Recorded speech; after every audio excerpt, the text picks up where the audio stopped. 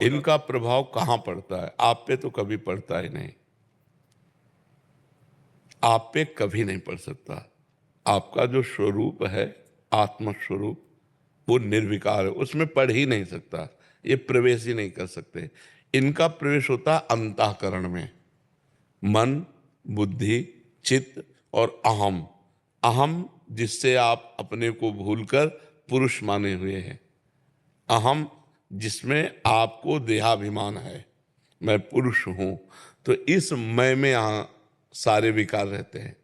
मैं शरीर हूं तो भोगों की तरफ नाना प्रकार, और भोग चाहिए तो अर्थ चाहिए, और अर्थ लोलुप काम लोलुप वृत्ति हम अपने ऊपर आरोप कर लिए, यद्यपि मेरे ऊपर नहीं है, अंतःकरण पर है। पर अंतःकरण में इतनी प्रियता है कि हम अंतःकरण की हर बात को मैं में मानते हैं। जैसे मन नेत्र के साथ रूप देखना चाहता है, तो हम क्या कहते हैं? मुझे रूप देखना है, गड़बड़ हो गया। जबकि मन नेत्रेंद्रिय के साथ, मन ज्ञानेंद्रिय नेत्रेंद्रिय उसके साथ मिलकर, और हम उसके साक्षी हैं, हम रोकना चाहें उसे रोक ले, पर रोकने की बात ही नहीं आती, हमें लगता है मैं ही देखना चाहता हूं, तो बस इसलिए चला जाता हूं। जब तक देहाभिमान गलित नहीं होगा तब तक इन विकारों का प्रभाव आता रहेगा। देहाभिमान गलित होने के लिए खूब नाम जप करो, सत्संग सुनो, धीरे धीरे जब ज्ञान प्रकट होगा तो देहाभिमान, आप शरीर तो है नहीं प्यारे, पक्की बात समझो, 100 में 100% आप शरीर नहीं है। शरीर को आपने अपना मैं स्वीकार किया है।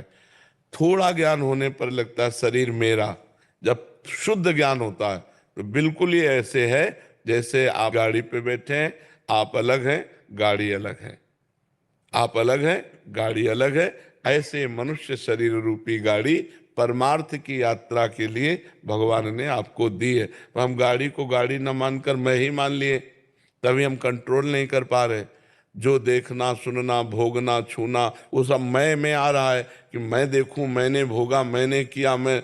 तो अहंकार विमूढ़ आत्मा करता हमिति मन्यते, अहंकारी मूढ़ता को प्राप्त हुआ पुरुष ऐसा मानता है, इसलिए इन पर विजय प्राप्त नहीं कर पाता। इसके लिए हमको भगवान नाम जप, शास्त्र स्वाध्याय, सत्संग, तब हमारी समझ में आएगा। नहीं तो ये जब तक मैं पुरुष हूं तब तक इनका आक्रमण बनता रहेगा। जब तक मैं पुरुष स्त्री आदि भावना है तब तक उसी भावना में इनका आक्रमण होता है। आपका ये भाव भूल जाए कि मैं पुरुष हूं, मैं आत्म तत्व हूं, मैं ब्रह्म हूं, या मैं भगवान का दास हूं, इनका अस्तित्व नहीं पड़ेगा। तो वो थोड़ी देर ना आना भी एक भ्रम जैसा समझो। जिसको लगता है कि जैसे थोड़ी देर नहीं आया लेकिन फिर आ गया, वो एक भ्रम जैसा वो रहते हैं। महाराज जी 2-3 महीने तक तो ठीक रहता हूँ मैं, उसके बाद फिर दिखाना। हाँ देखो ना, अभी गलती हुई ना, 2-3 महीने मैं ठीक रहता हूं। ये मैं कौन बोल रहा है? शरीर उधारी, अपने को आप देख रहे ना। जब तक ये रहेगा तब तक इसमें आते रहेंगे। जब ये हो जाएगा कि मेरे में तो कभी ना था, ना है, ना रहेगा, ये अंतःकरण में आता। अब चूंकि ये ज्ञान का विषय है ना, अब काम क्रोध पर विजय प्राप्त करना कोई छोटी मोटी बात है। जहां से विज्ञान समाप्त होता है वहां से अध्यात्म शुरू होता है। जो भौतिक विज्ञान है, जहां ये समाप्त होता है वहां से अध्यात्म शुरू होता है। ये अंदर का विषय है। आज तक विज्ञान में कोई ऐसे यंत्र नहीं बन पाया जिसने मन को पकड़ा हो। अध्यात्म में शुरुआत इसी से होती है, शुरुआत होती है।